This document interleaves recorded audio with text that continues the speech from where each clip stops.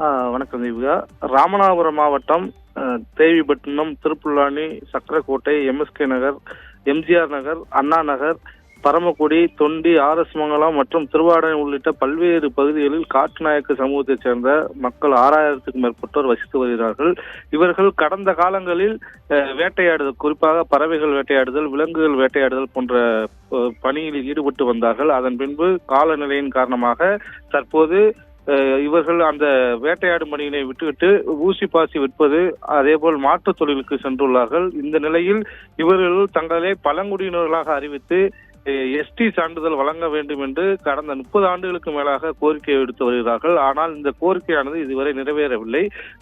மத்தியிலும் மாநிலத்திலும் ஆட்சிகள் மாறினாலும் இவருடைய காட்சிகள் மாறாத வண்ணமாக இருந்து வருகின்றது. இந்த நிலையில் தங்களுடைய பிள்ளைகள் அந்த ஏற்கனவே உள்ள தொழில்களை விட்டுவிட்டு படிப்பில் முன்னேற வேண்டும் என்ற நோக்கத்தோடு பள்ளி கல்லூரியில் சேர்த்தாலும் அங்கு அவர்களுக்கு சாதி சான்றிதழ் இல்லாதால் அவருடைய படிப்பும் பாதிக்கப்படுவதாக குற்றம் சுமத்தியவர்கள் தொடர்ச்சியாக மாவட்ட ஆட்சியர் அதேபோல் சம்பந்தப்பட்ட துறை அதிகாரியிடம் பல்வேறு கோரிக்கை மனுக்களை கொடுத்தார்கள். ஆனால் இதுவரை அவர்களுக்கு பழங்குடியினருக்கான எஸ்டி சான்றிதழ் வழங்கப்படவில்லை.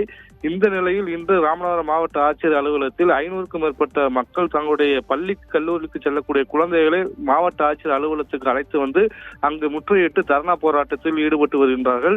தொடர்ச்சியாக பல மனுக்கள் கொடுத்தாலும் இதுவரை தங்களுக்கு சாதி சான்றிதழ் வழங்கப்படாததால் பொருளாதார பாதிப்பு ஏற்படுவதோடு பள்ளி கல்லூரி படிக்கக்கூடிய மாணவ மாணவிகளுடைய வாழ்வாதாரம் மட்டுமல்லாது அவருடைய படிப்பும் பாதிக்கப்படுவதால் உடனடியாக சாதி சான்றிதழ் வழங்க வேண்டும் என்ற கோரிக்கையை முன்னிறுத்தி கோஷங்களையும் எழுப்பி வருகிறார்கள். தொடர்ச்சியாக சம்பந்தப்பட்ட காட்டுநாயக்க மக்களிடம் சம்பந்தப்பட்ட துறை அதிகாரிகள் பேச்சுவார்த்தை நடத்தி வந்தாலும் அதனை அவர்கள் ஏற்றுக்கொள்வதாக இல்லை.